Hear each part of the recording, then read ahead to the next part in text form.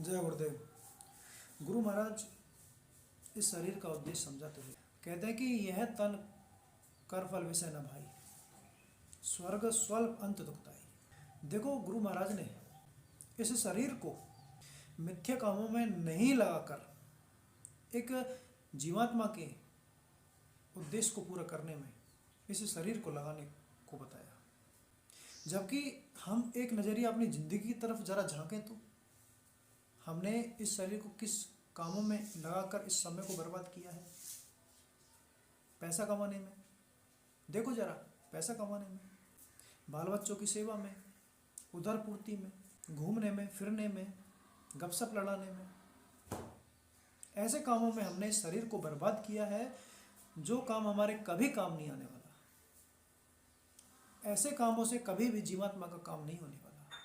इस तरह के कामों में हमने इस मानव देह को, मानव के समय को लगाया।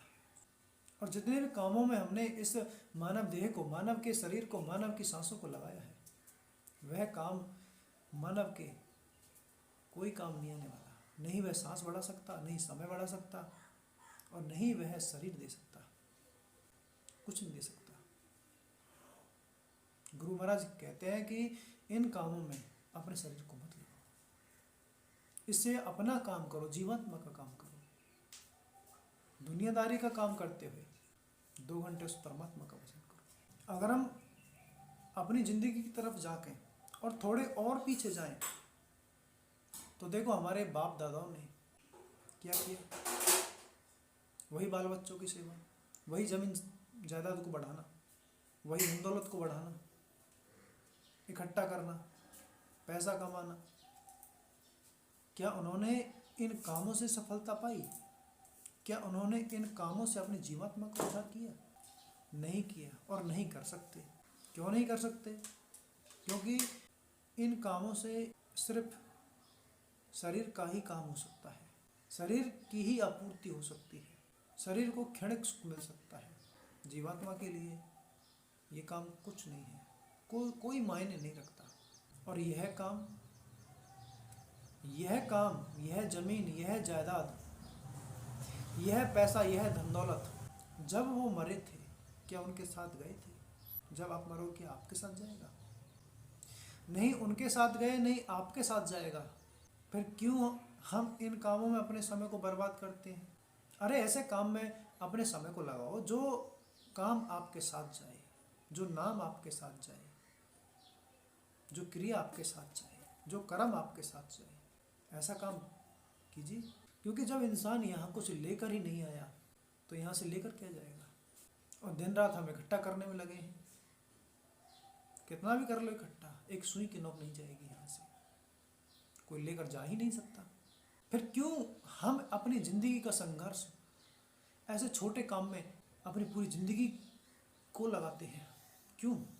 जो काम व्यर्थ का है, उस व्यर्थ के काम में हम अनमोल ज़िंदगी को, अनमोल सांसों को, अनमोल समय को लगाएं। अनमोल सांसों को, अनमोल समय को अनमोल काम में लगाओ, ना कि व्यर्थ के काम में। जब यहाँ से बाप दादा कुछ लेकर नहीं गए तो आप भी लेकर नहीं जाओगे। वो भी खाली हाथ गए, आप भी खाली हाथ जाओगे। गुरु महाराज कहते हैं कि समय, घड़ी समय बताती है, और जब घड़ी तीनों एक जगह हो जाती है सुई, तो वो हाथ जोड़ती है कि इससे आगे नहीं, फिर शुरू से, फिर एक से शुरू हो जाती है। उसी तरह ये ज़िंदगी है, जब इसका समय ख़त्म हो जाएगा तो फिर शुरू से, फिर समय ख़त्म हुआ, फिर शुरू से। उसी तरह ये ज़िंदगी की रीत चलती है। लेकिन शुरू और अंत, शुरू और अंत, ये तो चलता रहेगा। कब तक? जब तक आप अपना समय बर्बाद करते रहेंगे दुनियादारी के काम में। जब तक आप अपना समय बर्बाद करोगे तब तक आप मरोगे भी और जियोगे भी, जन्म भी लोगे। आपको निकलने की ज़रूरत है, आपको चेतने की ज़रूरत है। ये नज़रिया हमारा ज़िंदगी का हुआ कि जो बाप दादा ने किया वही हमने किया। जो बाप दादा यहाँ से लेकर कुछ नहीं गए, हम भी यहाँ से कुछ नहीं लेकर जाएंगे। ये नज़रिया हमारा ज़िंदगी का हुआ। अब आते हैं जिन्होंने मानव शरीर पाते हुए कुछ किया, कुछ पाया।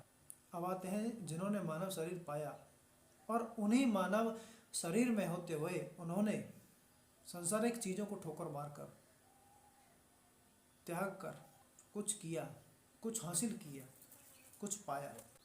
देखो, अगर हम अपनी श्वासों को जीवात्मा के काम में, जीवात्मा के लिए खर्च करते हैं, यानी कि गुरु के काम में गुरु के लिए खर्च करते हैं, तो वह सांसें, वह समय, वह शरीर, वह समय बर्बाद नहीं होता और बढ़ता है और बढ़ता चला जाता है। श्वासें भी बढ़ती हैं, समय भी बढ़ता है, सब कुछ बढ़ता है।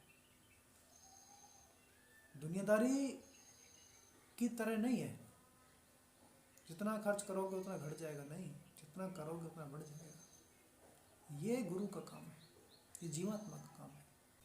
जितने भी संत महात्मा हुए, जैसे कि कबीर साहब जी, गुरु नानक जी, दादू जी, हमारे दादा गुरु महाराज बाबा जय गुरुदेव जी, हमारे गुरु महाराज, क्या इन्होंने ऐसा बोला कि आप संसार का काम कीजिए, जिंदगी भर भजन मत कीजिए, शरीर का काम? इन्होंने बोला कि शरीर का काम करते हुए अपना काम भी कीजिए, भजन कीजिए। इन्होंने ये नहीं बोला कि शरीर से धन कमाइए, जमीन कमाइए, जायदाद बढ़ाइए, ऐसा नहीं बोला। बोला तो ऐसा बोला कि अपना काम कीजिए, जीवात्मा का काम कीजिए, भजन कीजिए, संसार दुनिया का काम करते हुए अपना काम जरूर कीजिए, ऐसा बोला। क्या इन सभी ने धन इकट्ठा किया, जमीन जायदाद इकट्ठी की? क्या अपना समय बाल बच्चों के लालन पालन में लगाया? क्या अपना समय जमीन जायदाद, धन, स्त्री, पुत्र आदि के कामों में लगाया? नहीं। जो भी महापुरुष हुआ उसका एक टारगेट हुआ, उसको एक उद्देश्य हुआ, और उस उद्देश्य के लिए इन्होंने इन सब को छोड़ा। इनके लिए आप अपना समय भी गंवा देते हो, स्त्री, धन, पुत्र, जमीन जायदाद, अपने उद्देश्य के लिए इनको भी छोड़ा। इतिहास तो उठाकर देखिए, इन्होंने मालिक के दर्शन हेतु, जीवात्मा को परमात्मा से मिलाने हेतु गुरु की सेवा की, गुरु को खुश किया, अपना तन मन धन सब कुछ गुरु के चरणों में समर्पित किया। यही सभी ने किया, और अपनी जिंदगी को जिंदगी ना समझकर, गुरु को सब कुछ समझकर, गुरु के आदेश के पालन में दिन रात जुटे रहे, दिन रात लगे रहे, क्योंकि एक उद्देश्य था, एक जुनून था कि परमात्मा को पाना है। बस यही जुनून, यही उद्देश्य इंसान का उद्देश्य होना चाहिए। और जिस दिन ये उद्देश्य बन गया ना, उस दिन आपका जीवन भी सफल है, श्वास भी सफल है, सब कुछ सफल है। बस आपको ये उद्देश्य बनाने की जरूरत है।